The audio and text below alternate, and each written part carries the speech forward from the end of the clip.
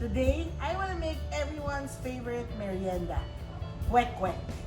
So basically, Kwek Kwek is made out of quail eggs, flour, cornstarch, some salt and pepper, and water. Ganun lang siya kadali. Pero love na love natin siya at binibili natin siya kay Manong tuwing maglalako siya sa kalye. Hindi ko alam kung ba't mas masarap yung nasa kalye, pero ngayon, susubukan natin gawin yung katulad din ng ginagawa ni Manong para masatisfy ko lang yung cravings ng son ko at cravings ng pamilya ko at sana yung cravings niya. So, let's start making Kwek Kwek.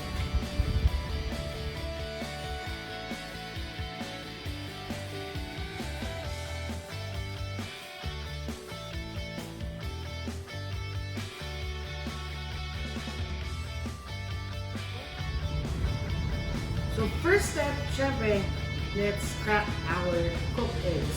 So I cooked the quail eggs, this quail eggs, syempre, ito rock quail eggs, itong quail eggs. I boiled it for not more than 10 minutes, about 5 to 7 minutes. So, style to boiling eggs, always remember, drop them into boiling water, never in lukewarm water or dapat boiling. Okay, and then when you drop them, make sure that you're using a spoon or anything para hindi mag-crack yung mga itlog natin. Okay? Kasi masakit pag nag-crack ang itlog. Ito natin sa mga kaibigan natin. Wala ako. Anyway, so how do we crack the quail egg? Luto na ang lutong quail egg. So how do we crack them para maganda ang hugis ng itlog natin? Okay? So just like regular egg, just put them on the table. With your hands like this. So, sa laki ng kamay ko, hindi ko na makita itlog. Andun siya. Magic! So, cracked. And then, slowly, gently, take off the shell.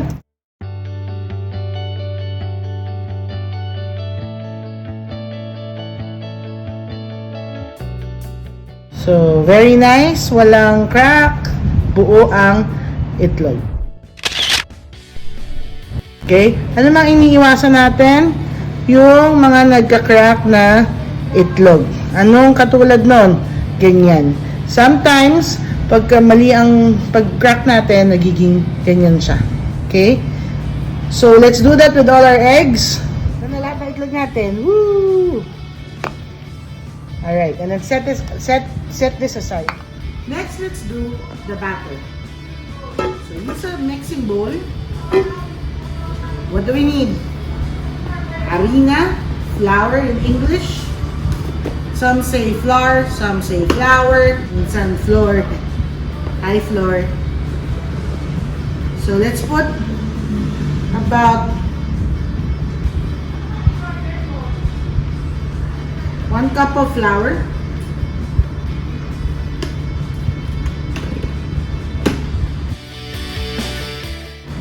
Then let's put about 1/2 cup of cornstarch. So, bakit may cornstarch? Cornstarch makes the fried item crispier. Usually, when I want my food crispier, tapos battered siya, I always add cornstarch. Okay, it gives that specific texture that I want with my breaded food. Kasi meron siyang crisp na binibigay sa kanya. And it lasts longer than usual batter without cornstarch. And then, so you get a wire whisk, put some salt. So these are the salt ng mga isda ko dito. Salt, like a pinch or probably about 1/4 teaspoon. And then same with pepper, pinch, 2 pinch.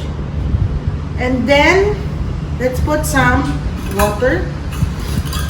So water is 1 cup.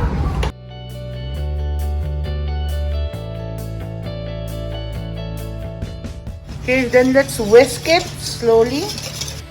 Okay, so make sure you mix it well. Look at the thickness. That's the thickness that we want. Nabubulol pa ako. Dahil na-excite na ako dito sa Kwek Kwek. Make sure that the flour and the cornstarch are broken well.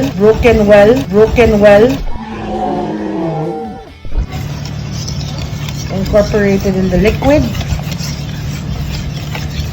There you go. Let's test with our spoon. Nice. So that's how it should look like. See, it's actually coating the spoon already. Next is we add the atsuete. So you can use atsuete or annatto seeds, or you can use the powder. So since I don't have the powder, I'm gonna use the seeds that I cook in oil. So this is a little bit of oil. This is just for coloring.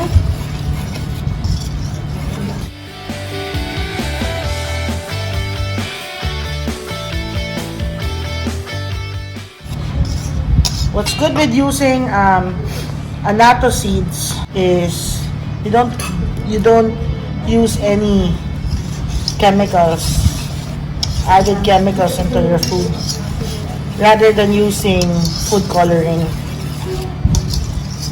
There. Now you see a nice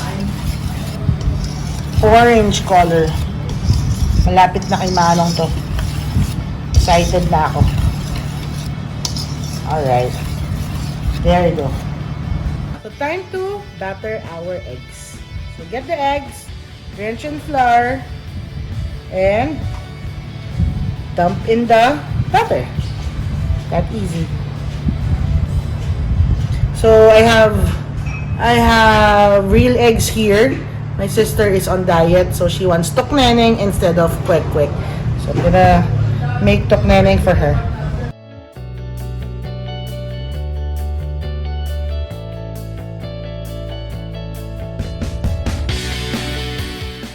Let's cover them with batter.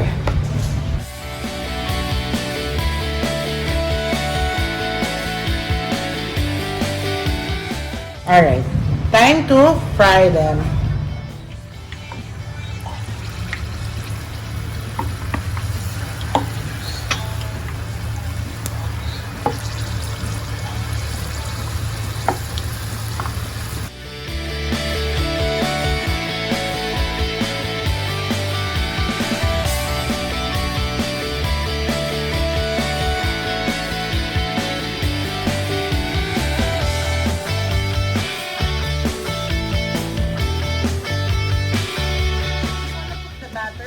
Not overcook the egg, so this is done.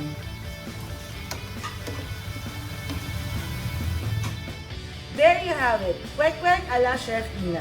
Siyempre, hindi naman masarap ang kwek kwek kung wala kang kapartner na suka na may bawang at sibuyas. So basically, this is just vinegar, bawang, and onions, red onions. And with a little bit of salt and little bit of sugar. Tara na! Excited na ako. Tikman natin. Para masarap ang experience, let's use stick ni Manong.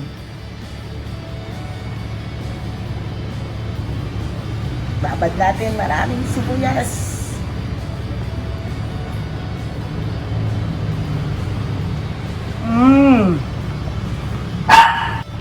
Ito yung aso ko nag-aagoy.